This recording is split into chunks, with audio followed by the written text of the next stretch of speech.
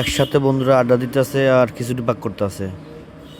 তো হঠাৎ এক বন্ধুরে বলছে পেট্রোল নিয়ে আসতে। দেখেন কি অবস্থাটা।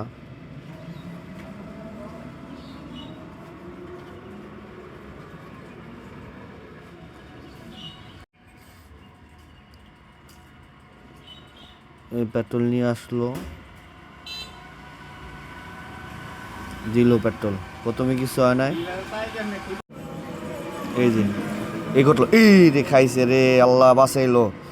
অল্পর জন্য সব বাইসা গেল। কি অবস্থাটা হয়েছে দেখছেন।